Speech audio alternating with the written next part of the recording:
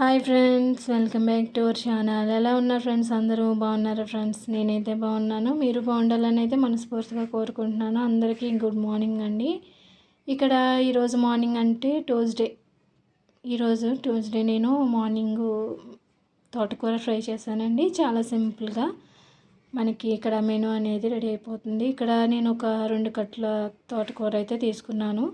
మనం ఆకుకూర అనేది ఏదైనా కూడా ఒక 3-4 టైమ్స్ అయితే నీట్గా క్లీన్ చేసుకున్న తర్వాతే మనం కుక్ చేసుకోవాలండి. ఇక్కడ నేనైతే కొంచెం ఉప్పు వాటర్లో ఆకుకూరని ఒక 3-4 టైమ్స్ అయితే నీట్గా క్లీన్ చేసుకున్నాను. నేను తోటకూర ఫ్రై ఎప్పుడు చేసినా కూడా సింపుల్గానే ఇలా పోపేసేసి తోటకూర వేసి ఫ్రై చేసేస్తానండి. కానీ ఇక్కడ నేను ఒక ఉల్లిపాయ వేసి ఫ్రై చేద్దామని ఇక్కడ ఒక చిన్న సైజు ఉల్లిపాయ, ఒక 2 పచ్చిమిర్చి తీసుకున్నాను. నెక్స్ట్ వచ్చి మనం ఎండుమిర్చి, వెల్లుల్లిపాయ, జీలకర్ర, ఆవాలు, కరివేపాకు, శనగపప్పు, మినపప్పు కూడా తీసుకున్నానండి. మనం ఇక్కడ అవి కొంచెం ఫ్రై అయిన తర్వాత నేను ఇక్కడ ఒక 3-4 స్పూన్ల దాకా ఆయిల్ వేసుకొని పోపు దినుసులు వేసుకున్నాను. అవి కొంచెం గోల్డ్ కలర్లో ఫ్రై అయిన తర్వాత మనం దీంట్లో కట్ చేసుకున్న చిన్న ఆనియను, పచ్చిమిర్చి. ఈ పచ్చిమిర్చి, ఎండుమిర్చి అనేది ఎందుకు అంటే మనం కారం అది వేయం కదండి, అందువల్ల మనకి ఈ పచ్చిమిర్చి, ఎండుమిర్చి అనేది నేను 2 కూడా యూస్ చేశాను.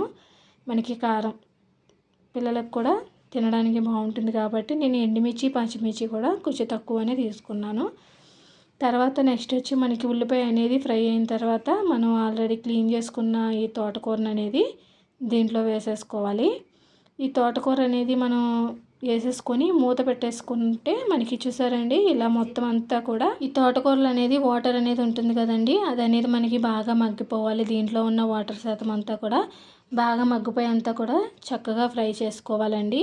ఇక్కడ నేను ఒక్కసారి అయితే కలుపుకొని మొత్తం పోపు అంతా కూడా ఈ తోటకూరకి కలిసేంత వరకు కలుపుకొని మనం మూత పెట్టేసుకోవాలి. అంటే మధ్య మధ్యలో మనం కలుపుకుంటూ ఉండాలండి, కింద అడగట్టకుండా మనకి ఈ తోటకూర ఫ్రై అనేది మనం మధ్య మధ్యలో కలుపుకుంటూ ఉండాలి. ఫస్ట్లో అయితే నేను ఇక్కడ సాల్ట్, పసుపు వేయలేదు కదండి, ఇప్పుడైతే యాడ్ చేశాను. మనకి అన్నీ కరెక్ట్గా సరిపోతాయండి, ఎందుకంటే ఎండుమిర్చి, పచ్చిమిర్చి వేసాం కాబట్టి కారం అనేది మనకి క్లారిటీగా సరిపోతుంది. దీంట్లో నేను ఒక 1/2 స్పూన్ పసుపును, 1 స్పూను అంటే టేస్ట్కి సరిపడా సాల్ట్ అనేది వేసుకున్నాను. వేసుకున్న తర్వాత ఒక్కసారి మొత్తం అంతా కలిపేసుకొని సిమ్లీలో పెట్టుకుంటే మనకి ఫ్రై అనేది ఫైనలీ అయిపోతుందండి. ఇక్కడ తోటకూర ఫ్రై అనేది అయిపోయిందండి. చక్కగా ఇలా చాలా సింపుల్గా ఎర్లీ మార్నింగ్ మన పిల్లలకి లంచ్ బాక్స్లోకి ఇలా ప్రిపేర్ చేసేసి దీంట్లోకి రైస్ కలిపేసి లేదంటే మామూలుగా సపరేట్గా చిన్న బాక్స్లో వేసి వాళ్ళకి పెడితే స్కూల్కి కరెక్ట్గా సరిపోతుంది. చాలా బాగుంటుంది కూడానండి.